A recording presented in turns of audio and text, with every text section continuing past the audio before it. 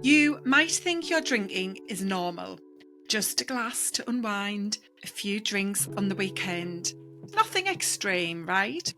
But then your energy dips, your sleep's off, and you wake up anxious, and you're left wondering, is it perimenopause or is it something else?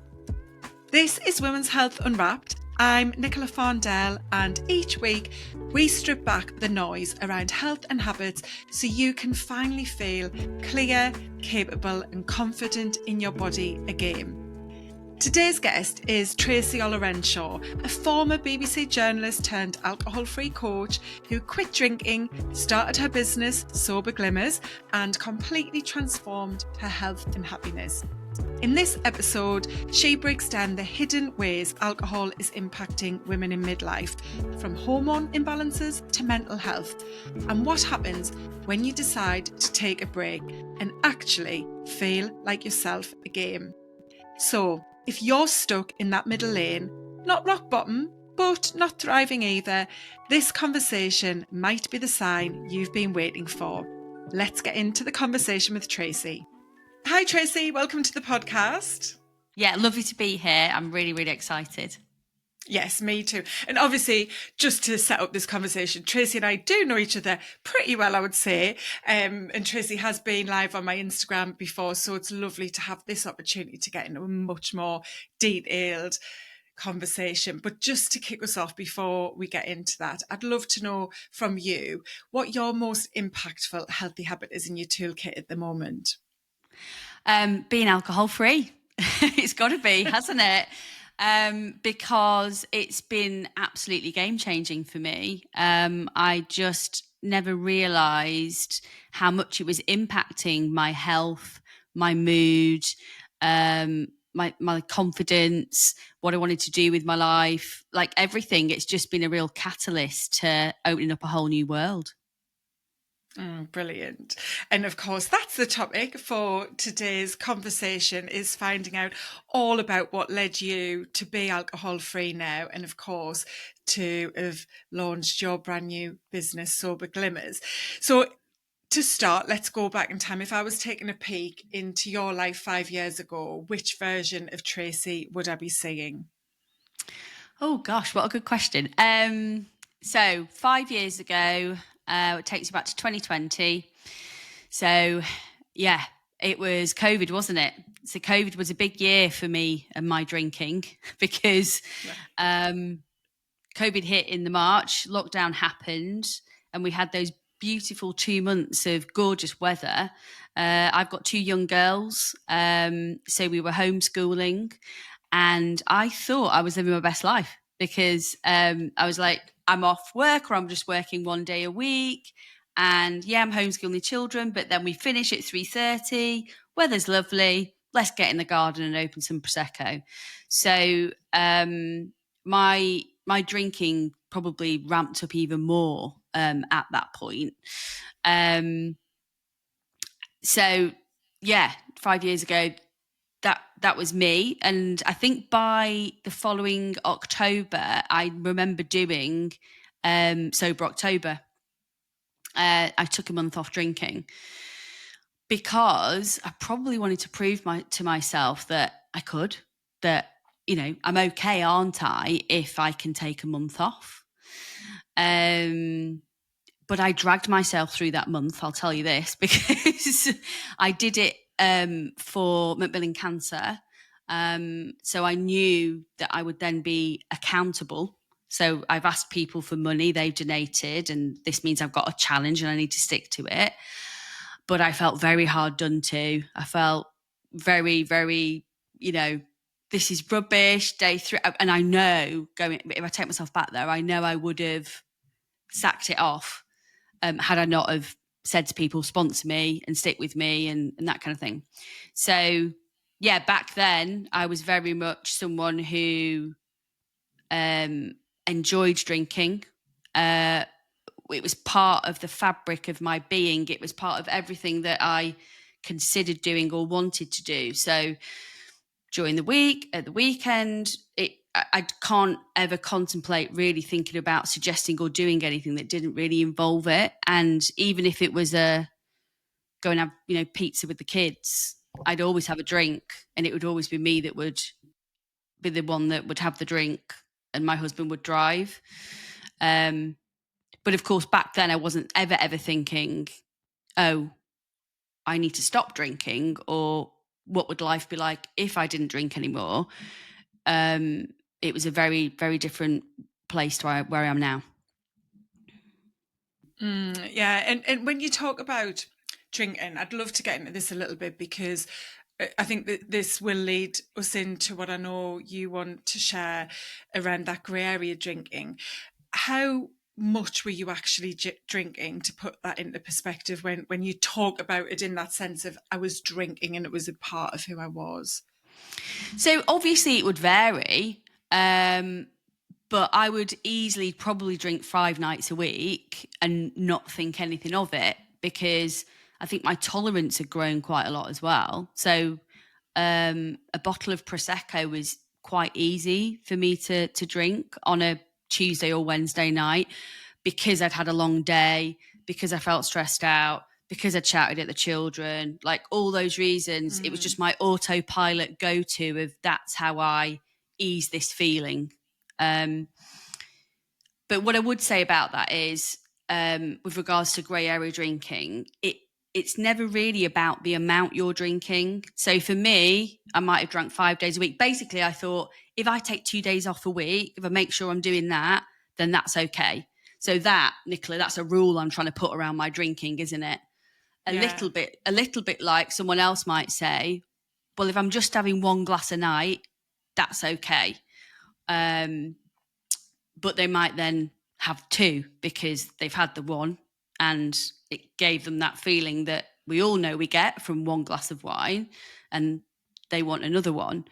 So yeah, I think that's the biggest sort of thing I would say is, my story is my story. And some people will listen to that and go, well, Tracy was drinking 5 nights a week. I don't. I only drink 2 nights a week. That's okay.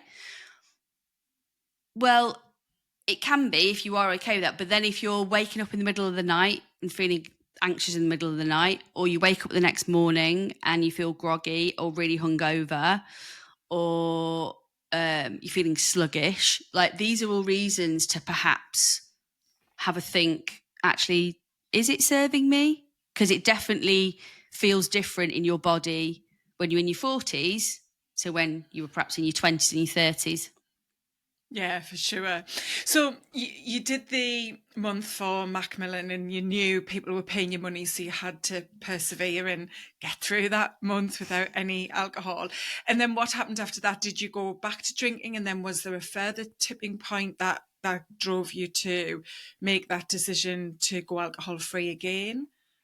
So absolutely went back. I think so that was Sober October. So by the first November, I was like, yes, very happy with myself. Aren't I brilliant? I've taken a month off. Let's open the Prosecco. So absolutely. And then where were we? We're November going into December. I mean, we're ramping up to Christmas. So there's no way that at that point I would ever not drink around Christmas. That was another permission slip to get more drinking, do more social things, as an excuse for having a drink, probably. So then where did that take me? So then I didn't actually stop drinking until February 2023. So, oh, wow, so a long time. Yeah. Yeah. Because at that stage, I was never ever thinking, I want to stop drinking. And it's because of this grey area situation, because you are dependent on alcohol, because you're functioning, you've got a job, you're married, you've got a home, you look after your children, they've got everything they need, you're doing everything. But I now look back and I think I was functioning, really, not thriving, more existing, and just kind of, life was a bit of a rinse and repeat situation. To the outside world, I looked like I was having a great time, because socializing, got loads of friends going out, they're coming around to mine, etc., etc., etc. But yeah, when I look back now, it wasn't great, a lot of that.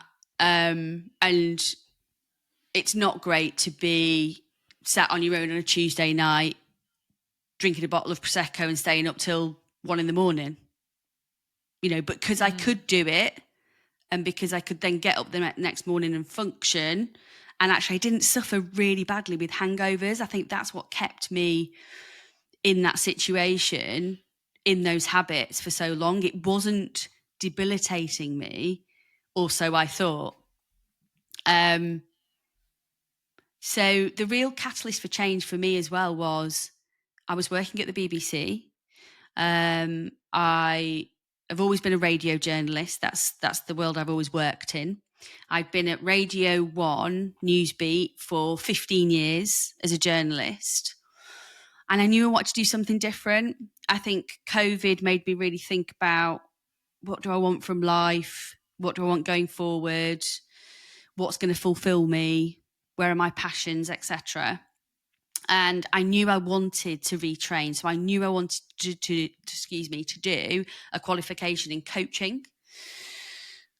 As a journalist, you interview people, they trust you with their story, they open up to you. And I just felt I had something to offer with regards to coaching.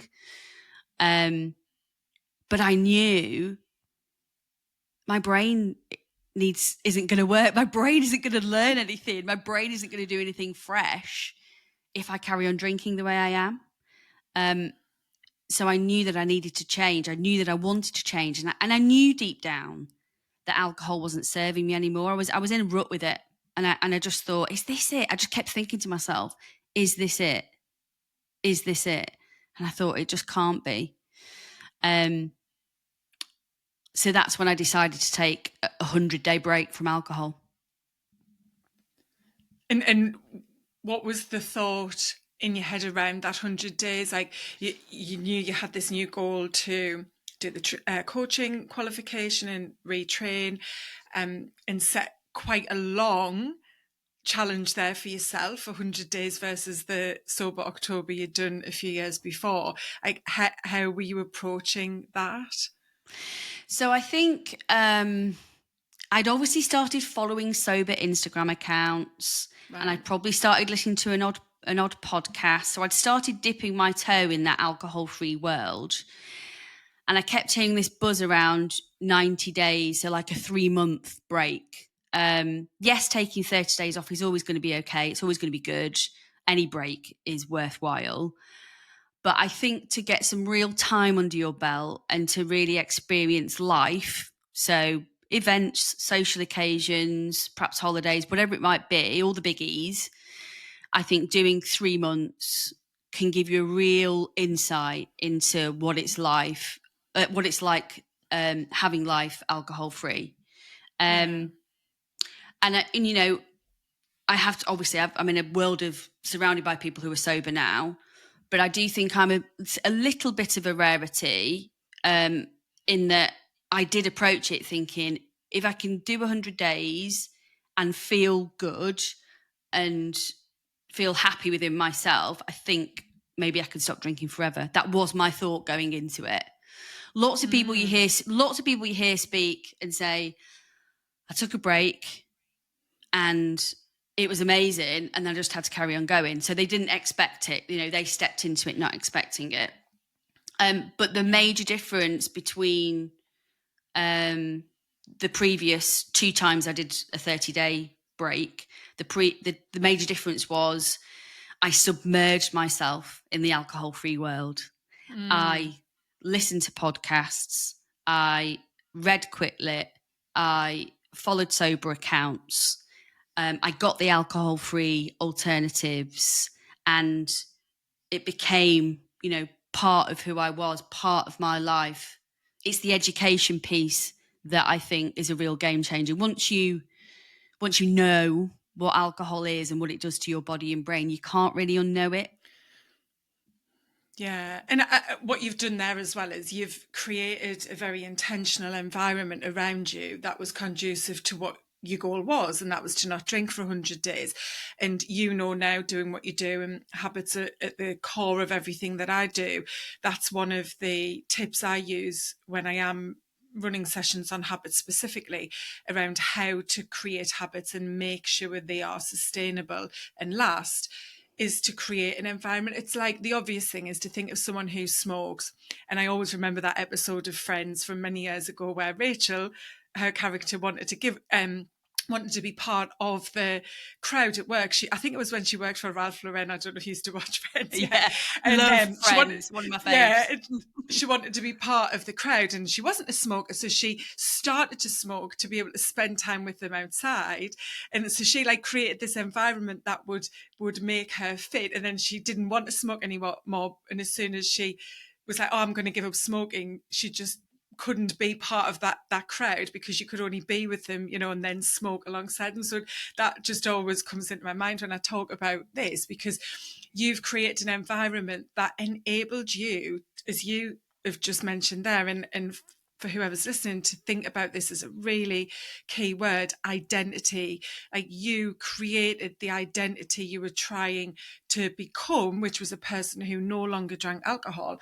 And to help that happen, you shifted things in your life so that you were, as you said, being informed through podcasts and other things, but bringing that non-alcohol version of drinks into the house and all those kinds of things that mean the environment around you helps the behavior to become what you want it to be. So yeah, and I think one thing you've touched on there, Tracy, as well, with social media and podcasts, is today in this world, they're such, they can be so divisive on either side of the fence. There's pros and cons, can't there? When you're trying to change something or achieve something, if again your environment isn't set up for that, and social media these days is a big part of everyone's environment pretty much, then that's going to really hold you back and throw those obstacles in your way. Whereas if you are intentional about what's in your feed and what you're putting into your mind through probably the media that you have in your life, then that could be the difference that helps you to achieve that. So yeah, I think, like you say, it not only educated you, but it actually was inspiring and helping you to become that person who was choosing no longer to drink. Yeah, absolutely. And I mean, podcasts are awesome, aren't they? Because straight away, if you're listening to someone else tell their story about being a grey area drinker, someone who tried to put rules around their drinking, just like me, who, maybe I'll drink red wine because I'll drink it slower. Maybe I'll have spritzers because they take longer to drink. Maybe I'll have a smaller wine glass because, all these ridiculous rules around drinking. And you hear other people talk about it, you're like, yeah, that's me. That's me. There are loads of people like me out there. I'm not a terrible person for being like this. And I think it's important. It's creating that awareness that other people are out there. You listen to a podcast, it's a normal person, it resonates, and you think, gosh, yeah, they're just like me. And look at them, they're having a great time now. They've kind of like discovered who they really were before wine started running the show. And so that grey area drinking, are you defining that as where somebody is putting those rules in place? It's that kind of middle ground where you wouldn't define yourself. And I know the terms have changed around alcoholism and what we talk about with that, because it was always, well, someone's an alcoholic or they're not. And if they're not, maybe they're alcohol dependent. But I know I've had a lovely guest on the podcast quite a long time ago, who I'm friends with as well, Carol Urry, who she also talks about this topic. And so, yeah, where does that grey area fit into? Because I think from what you've shared and what I know, so many women are convincing themselves, whether they realise it or not, that what they drink is okay. And that in itself lends itself towards something isn't quite right with their relationship with alcohol. Yeah, I think it's all we've done right, and it's all we know, because alcohol is part of everything. It's part of socializing, it's part of celebrating, commiserating, it's part of corporate life. We've talked about this previously. Yeah. It's just everywhere you turn. It's the culture. it's so normalized to have a drink that we're not sort of told to question it. We just do it almost on autopilot, you know? And of course you're going to think that your drinking's okay because you think everyone else is doing it. But the fact that you're even questioning it means that it probably isn't. And so the grey area drinking zone is vast, because you could even be someone who doesn't drink all week, but then binges at the weekend. So Friday, Saturday, and Sunday afternoon, you drink a load of wine, but then you get into Monday and you feel absolutely rotten. And you're still processing all that alcohol into Monday, into Tuesday. And it's probably only about Wednesday you start feeling a little bit better. And then you go again, and you're just in this cycle, aren't you? So the following weekend you'll do it. Or some people, like you say, it's like they think their drinking's okay because they'll just have the 1 glass of wine or the 2 glasses of wine. But it always is going to come down to, how is it making you feel? How do you feel when you're drinking it? How do you feel after it? How do you feel the next morning? That's the question we should be asking ourselves, really. It is, but and I agree with what you're saying there, but I'm just going to kind of challenge this a little bit. And you shared this in your story when you said you were someone that didn't get hangovers, like you didn't feel that roughness necessarily from the drink. And I think, and I know this from personal experience with many people I've worked with and still are friends with, that, as you said, that we live in a culture, certainly in this country, where alcohol is very much normalized in so many different ways. And women think, not just women, but we're talking here to women, so I'll use those, that if they wake up and don't feel hungover, there isn't a problem. So, when you said, think about how it makes you feel. I have friends and I know people who are like, well, I'm fine. And because they're fine, they don't think there's any issue with the volume and frequency of drink and alcohol. And that isn't the case. And I know this very much from personal experience. I've shared bits and pieces of my own mum's journey and her passing in her late 60s a few years ago, and her relationship with alcohol, which from my wider family, I don't talk about it in a lot of detail, but it's commonly known, and so I touch on it. Like, you don't have to be one of those images you have in your head of a raging alcoholic who has to have a bottle of vodka to their lips the moment they get out of bed to get through the day, to be someone whose health and life is cut short by alcohol. And that's what we don't realize. And again, I think, like I say, if you're someone who maybe is lucky in that they don't feel the after effects even after a binge drinking session, you can justify to yourself that that's fine, you're not being impacted by alcohol. Yeah. There are clear health implications with drinking alcohol. That's the truth of it. I didn't even know half of that stuff. The links to cancer. It's linked to 7 types of cancer. I think there are links to dementia as well. There are health implications, absolutely, whether you drink a lot or you just drink a little. And I think, especially for women, again, because that's who we're talking to, our hormones are imbalanced around this time of life. We process alcohol differently.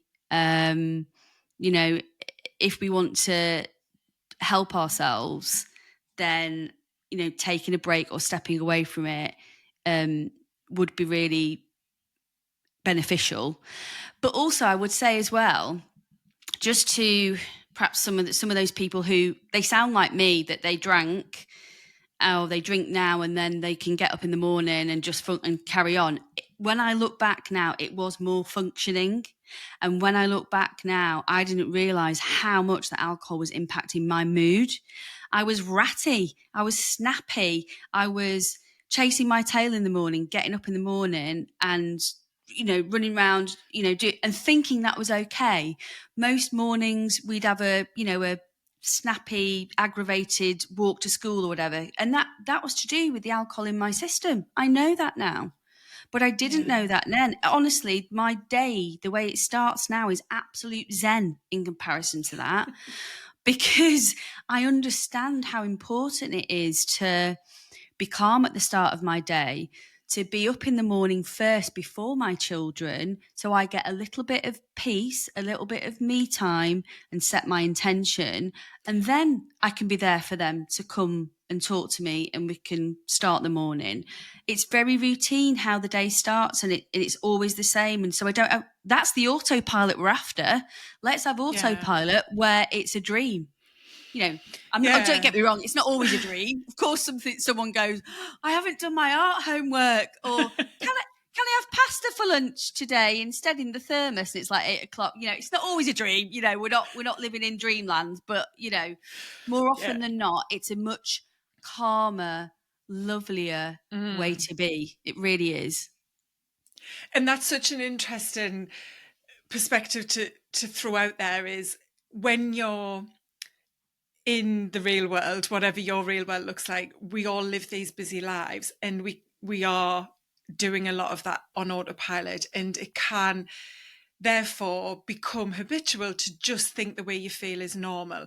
And I know this from coaching women on all kinds of things, not anything necessarily related to their drinking and so on, but they've got into a way, and this was me as well, was that how I felt, I just thought was normal, like that it was normal to wake up every morning and literally hate the fact that it was morning and you had to get out of bed and not want to get out of bed and feel anxious straight away, and all of the things that I felt like. And whether that's because you've had a drink of alcohol the night before or not, I think we can all get caught up in those patterns, and as you said, not realise actually what we are feeling until something changes. And when I work with women, and as you do now, when they start to transform their habits and their lifestyle and their health, everything shifts, like so much. It's like you have this awakening of, what? I was like that. And I thought, like, I'll not say what I used to think I was, but an example is in my ex-relationship and marriage, I just believed I was the kind of person I was. And now in this relationship, I'm like, I wasn't that person. It was the environment and how I was thinking and feeling and all of those variables in life that made me become that version of myself. I accepted and believed that that's who I was. And actually, that isn't me at the core. And that's not, who I am as a person and a human. So yeah, I think that's just something worth throwing out there. And just, I want to move on from this and because I definitely want to get to the glimmers part, but just on the health thing, while we've touched on that, there are lots of stats out there if anyone is interested in this. And I think it's really worth educating yourself on this, especially around the specific health implications of alcohol for women. Now, I'm going to be totally honest, as we're recording this, I've had a break of a few weeks from alcohol. Because I do drink alcohol, and I'm not sure how long this alcohol-free period will be, and I'm not envisaging being someone who's 100% alcohol-free at the moment. Maybe that's something I could work with Tracy on, but I'm not here bashing anyone who wants to drink alcohol, and because I know Tracy, I know she doesn't do that either. This is about awareness, self-awareness, and I think just recognizing that alcohol is a toxin. It is very damaging in every respect.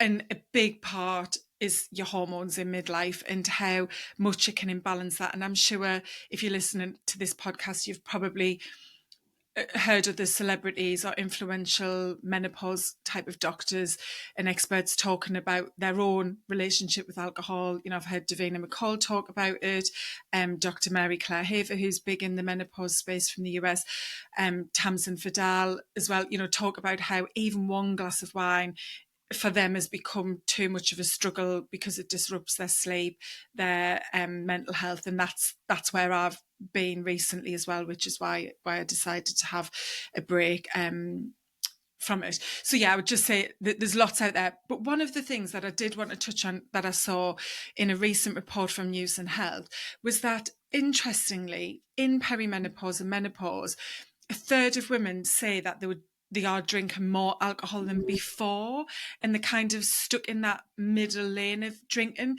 but yet struggling with what it does. But because so much is changing, and we tend to lean on alcohol as that like relief, it's a release mechanism, isn't it?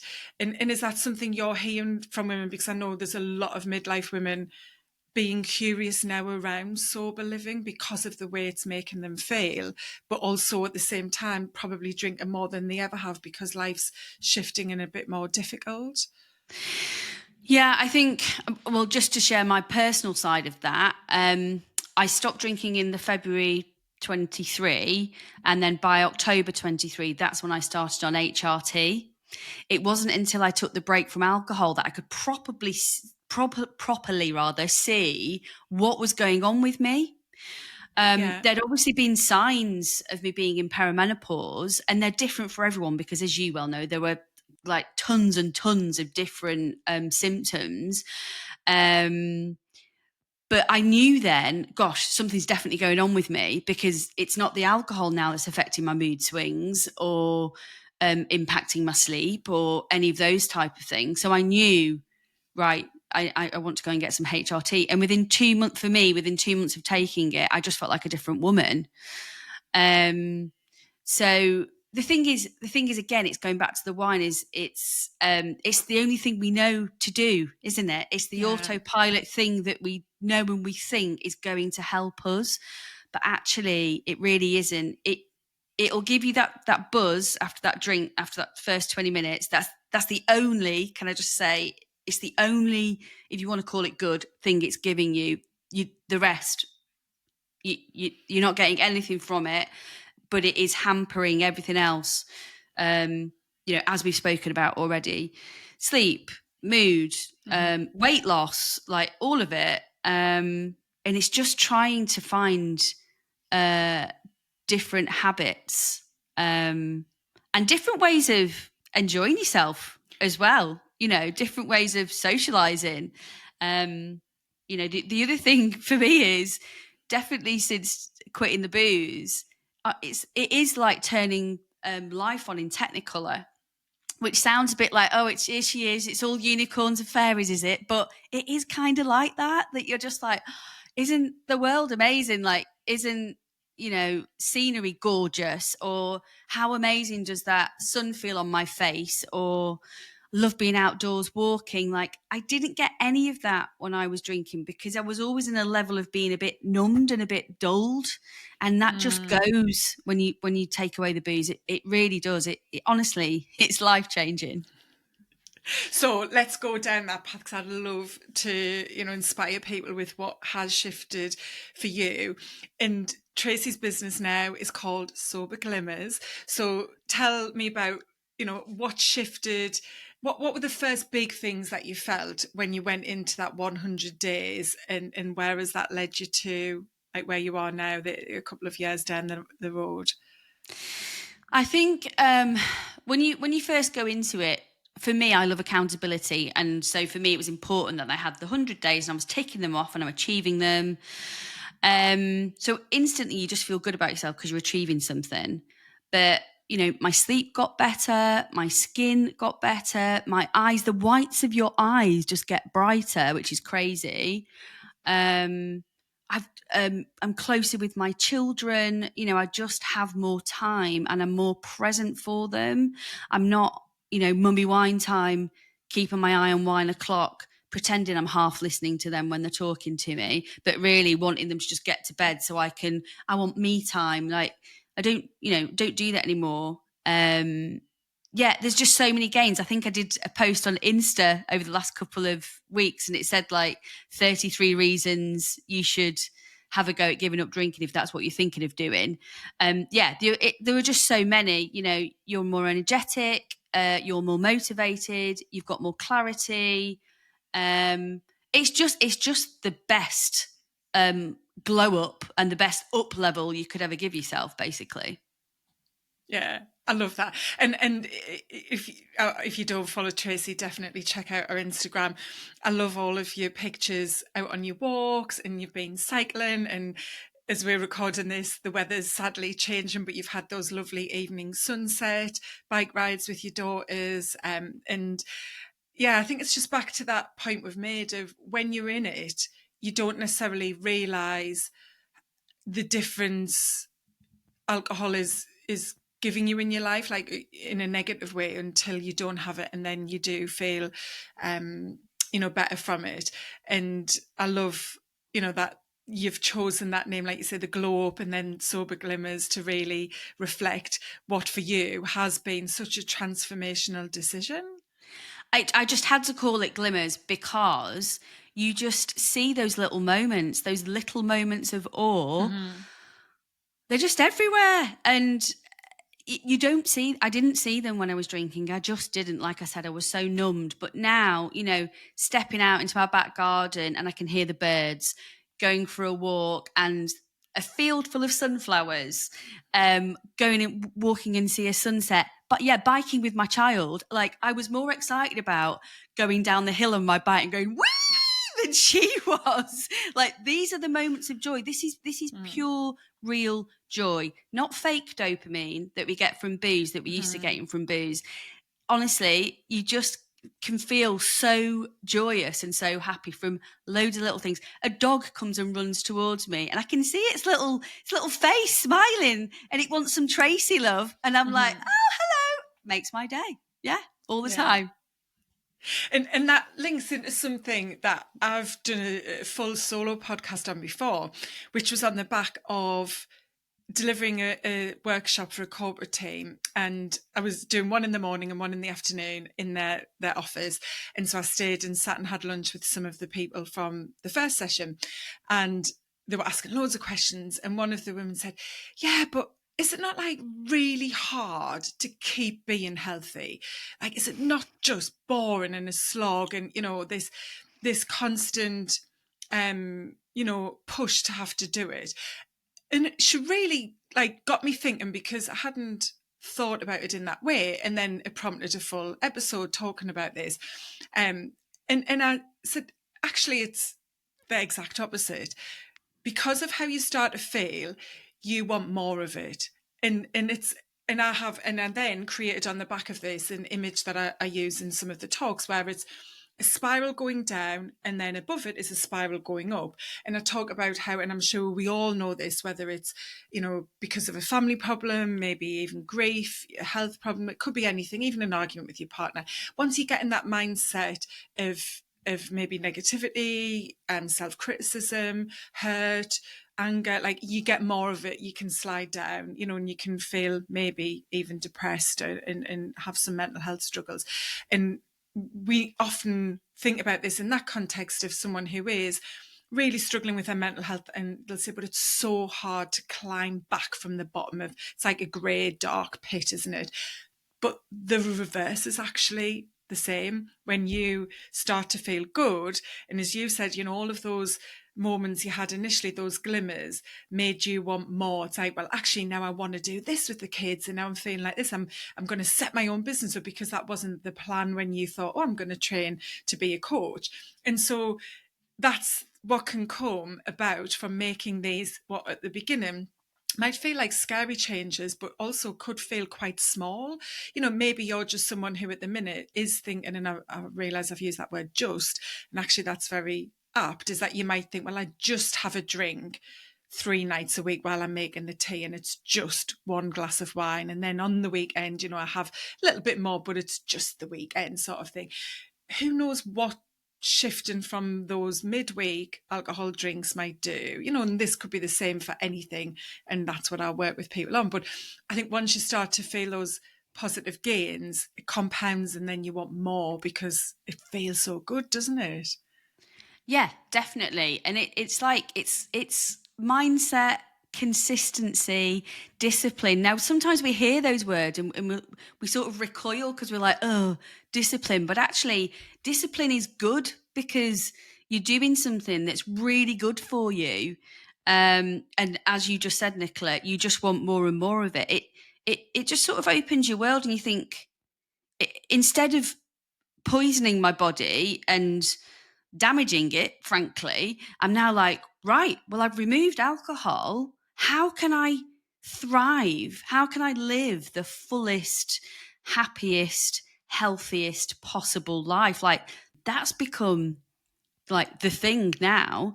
And that's, how can that be boring if you're looking at, being healthy, looking younger? I think I look younger now than I did 5 years ago.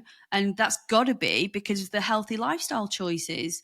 And I don't think it's boring at all. I'll tell you what is boring: drinking. Drinking's really boring. when I look back now, I was like, God, my life was so small. I just used to do the same thing, probably have the same conversations. Like, no, get me up a mountain, get me on Yorkshire Three Peaks, get me climbing Snowdon any day over drinking. Brilliant. And I think that's a really nice note to kind of bring us towards the wrap up with, is there's always been this perception, and I've definitely been someone that struggled with this because I've never been a big drink. I used to be able to drink and get very drunk and have the hangovers when I was like 18, 19, so on. But I then very quickly, because of the anxiety and panic disorder I had from 19, became someone who always struggled with drinks. So I used to not be able to drink, as a young person, and struggle and have times of really not being able to have any alcohol and just feeling this negative connotation around not being a drinker, and that meant that I was boring. And people have told me that, friends were like, oh, don't be boring, have a drink, what's wrong with you? Oh, is it anxiety again? And all of this. And obviously I'm going back kind of 30 years and so here. But I think the world we're in today, it has changed, thankfully, and now there is this. It's definitely not in the majority, but it's definitely shifting, isn't it? In that people are more accepting, and I think we're moving towards a place where it will be normal to not be a drinker, rather than when you're not drinking for someone to say, why aren't you having a drink? Because that's still kind of where we're at. But interestingly, I was talking about this with my sister-in-law just at the weekend, because we were out for a family meal. And my daughter's 17, never had a drink of alcohol. Her daughters are 17 and 19, and both would have a little drink, but not. The youngest one especially is a bit more like my daughter, just not really interested in it. And we were talking about how, I can't remember the stat, but I'm sure it's something like around 40-ish, I'm being very vague there, percent of young people today in the UK aren't drinking alcohol, which has massively grown from certainly when we were young, what those stats would have looked like. And so I think we are moving to this place where, as you said, it's no longer going to be that, just kind of initial outrage of, what, you don't drink, that's boring, and worrying if you're not a drinker that you are perceived as boring. Yeah, exactly. I think it's massively our generation and the one above us, so our parents. I think it's falling away as time goes on, and I'm massively hopeful. I've got a 14-year-old and a 10-year-old, and they're well into sober glimmers. So I'd like to think that they might not bother drinking. Yeah. If I do my job well enough at home and talk about it enough, I'll brainwash them. But Yeah. yeah. It's actually very interesting. And you're not there yet with the ages your daughters are at, but it is very interesting as a mother seeing my daughter grow up not drinking, and I keep thinking about what I was doing at her age, and that's definitely not to be shared in this podcast. Yeah, we'll do that offline. Yeah, when I think about right now at 17 and a half, what my life looked like versus hers, oh my God. I mean, I was such a mess, but it's really, I don't know, there's just something like really empowering about it, because I think like she doesn't feel the need to drink to fit in. And I was the exact opposite, like in every sense: clothes, having a boyfriend, drugs, drink, whatever it was. It's like, I have to do them and have them because that's the only way to be normal and fit in. And so I'd love that younger generation seems to be just so much more accepting in every sense, and more like determined to stand by who they really are. And that's what women like us can help shift and make happen. That's why I do what I do, because I want girls to grow up knowing that taking care of themselves, being healthy, moving their bodies, eating nutritious food, like limiting drink or not drinking at all, having fun, thinking positively around themselves, all of that is going to create a great life. And, that's the power we have as women through how we live our life and model to them what a great life actually looks like. Yeah, absolutely. I mean, it's all those words, isn't it? Be healthy, be strong,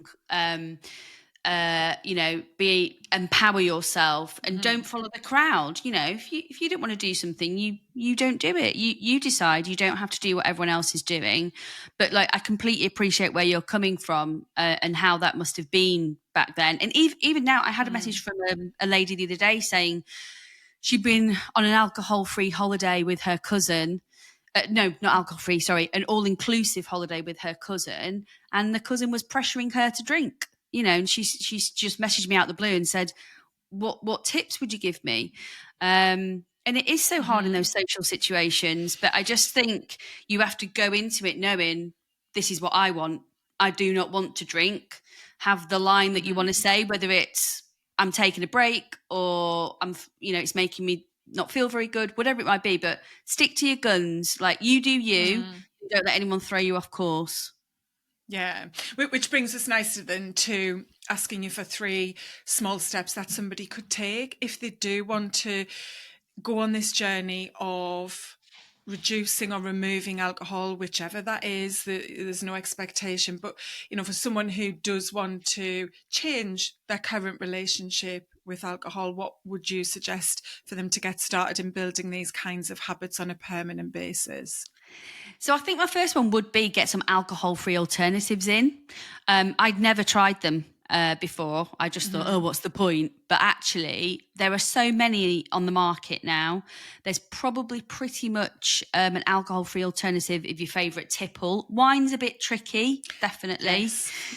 I threw a full bottle of red zero down the drain because it was awful. What's your favourite, Tracy? Because I've dabbled with a few, but some are not so great. My favourite brand that I've tried, and I'll be honest, further down the line, I hardly drink alcohol-free wine anymore. Right. But is called New Blood. So it's a New Zealand one. So it's New Blood. They do a Chardonnay and they do, I think it's a Shiraz, but I found both of those to be good. So if you can find that, that's well worth a go. For wine, yeah. Yeah, Spirits, definitely. Any favourite I don't brand, really do spirits. What I do like is, I know it's not an alcohol-free dupe as you like, but I do love kombucha. So there are some great kombuchas out there, and obviously that's good for your gut rather than being bad for it. So I'd always give some of those a whirl. And I've really got into apple cider vinegar, which sounds a bit weird, but apple cider vinegar with sparkling water, again, really good for your gut. And you can get all sorts of different ones. You can buy that in tins as well, but I just make my own at home. They do a lovely one at Sainsbury's, apple cider vinegar. That's about £5 a bottle. Sainsbury's as well. Yeah, about £5 a bottle, and mix it with some fizzy water. Gorgeous. Ooh, and I bet that's quite nice with like sprigs of rosemary or a bit of mint. Like you can jazz it up. And I've certainly found, for me, I'll not go because we're wrapping up, but even just having the glass, like that habit of making the drink and having the nice big glass with some herbs and bits of lemon or orange, whatever it might be. I think like it is a mental habitual thing, and so that can be a great tip as well to help you still feel like you're enjoying that Saturday night glass of something special. Yeah, absolutely. It's the ritual, isn't it? And why can't we still have the lovely glass? Why can't we still pop the cork? And initially, when I stopped drinking, it was alcohol-free Prosecco for me because that was my tipple. So, quite often I'd be drinking at the very beginning as much of the alcohol-free one as I did of the alcoholic one, because I just replaced it at first, and that's fine because you're still not having the alcohol. But yeah, I would definitely get some in, give them a whirl. My husband now drinks loads of alcohol-free beers. He is big into football, so on a midweek night, there's always midweek matches on. He can have an AF beer now, and actually he loves it because he's having a beer watching the game, but it's not giving him any of the horrid effects. Oh, fantastic. So that's the first tip. Find some alcohol-free choices. And then tip number 2 and 3. Yep. So number 2, again, it's trying to change that autopilot situation of I'm feeling stressed, I want to wind down, whatever it is you think that wine might be giving you. Change the ritual, go for a walk. That would be my second tip. So just if you're like just thinking, oh, I've had enough today, it's 5:30, I'd normally have a glass of wine, just go for a walk around the block, go and pad around the garden, whatever it might be, but get outside, get some, hopefully at this point, daylight on your face, get some daylight on your face, a little bit of movement, fresh air, nature, tick, tick, tick, tick, tick, tick, tick. It's going to make you feel way better than the glass of wine. Fantastic. And then have you got a third one? I think. Yeah, so my third one would be, I touched on this earlier, but we all consume content. So, we watch stuff on Netflix, we'll have our favourite podcasts, swap one of them out and listen to a sober podcast. Just give one of them a whirl. My favourite is Over the Influence. There's like a back catalogue of about 4 years worth of podcasts to listen to. Have a scroll through, find someone you like the look of, have a listen. And then Sassy Sober Mum, she's brilliant as well. But yeah, just have a little listen, just dip your toe and have a listen to other people's stories of grey area drinking. Yeah, I love that. And then, of course, check Tracy out. So where is the best place for someone to come and have a look at what you do and find out more? Because I know they can definitely be inspired by your content as well. So I'm on Insta. I'm posting every day on Insta, and you can find me at Sober Glimmers. And actually, just talking about swaps there as well. So I have created something all to do with sober swaps, and you can find it on there. So this is how you get to it. You go at Sober Glimmers on Insta. You click on my face where it says freebie. And then it says Sober Curious Swaps. Click on the link. That's it. Brilliant. And I will pop a link to that in the show notes as well, because things like that are such a great thing to help shift your mindset and attitude and desire and interest and all of those things, as we touched on right at the start, to help you think, maybe this is for me, and maybe it's just about doing that. And I'm all about those small steps. Trying to go all in, changing anything usually doesn't work, especially when we're talking here about alcohol. If you're someone who is drinking frequently and perhaps quite heavily, it probably isn't the best decision from a health perspective, actually, if you're a heavy drinker, to just go fully sober. But certainly from a mindset and how our habits are created and so on, to change something so fast doesn't work, which is why people who say, that's it, I'm going on a diet, I'm going to be healthy, or that's it, I'm going to join the gym and go 5 times a week, it just doesn't stick. Because, as Tracy shared right at the beginning in her story, it was about identity change, becoming a person who is the person you want to be, that version of you, and gradually creating those small shifts that all add up and help you gain momentum. And then eventually, it's so much easier, as we talked about, you get the benefits, the compound impact of all of those positive small steps to change. And I know, Tracy, you're building something really special as part of your business, which is a community. So if you want to share that, and I can of course pop a link to that into the notes as well. Yeah, so this is really timely because I launch the Sober Glimmers community tomorrow, Amazing. The 1st of October. So I am super excited. And this community is for that grey area drinking mum who has had enough of booze, wants something different, and wants to be surrounded by like-minded, badass women who want to live their life fully, vibrantly, and without apology, basically. So it would be lovely if you want to come and check it out.